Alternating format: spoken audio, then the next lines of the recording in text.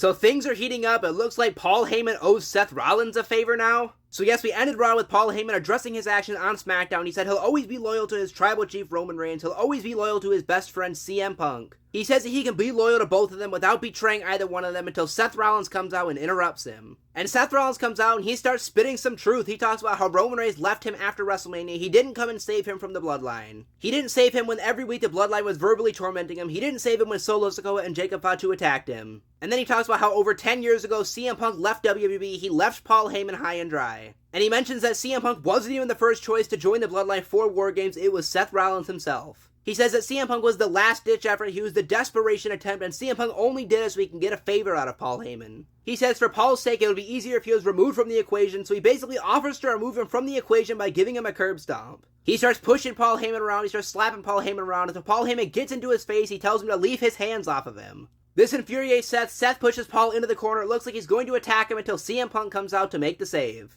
And we get ourselves a brawl all around the ring with CM Punk and Seth Rollins. CM Punk looks to go for the stomp on Seth Rollins onto the steel steps. But Seth Rollins gets out of the way just in time. CM Punk chases him into the ring and Seth Rollins lays him out with a stomp.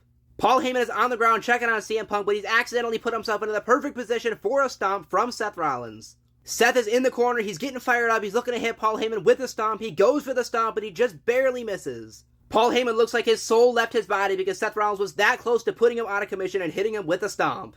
And Seth Rollins stands over Paul Heyman and tells him that he owes him a favor now. And that is how we go off the air. A great segment. Seth Rollins lays out CM Punk with a stomp, nearly does the same to Paul Heyman. And Paul Heyman's whole situation just goes from bad to worse, owing CM Punk the favor, turning on Roman Reigns. Now Seth Rollins wants a favor out of him. All of this after nearly getting hit by a stomp from Seth Rollins. Another fantastic segment in this feud. I am loving every single segment between these three along with Roman Reigns on the road to WrestleMania, and I still think there's a chance that Paul Heyman could align with Seth Rollins at WrestleMania.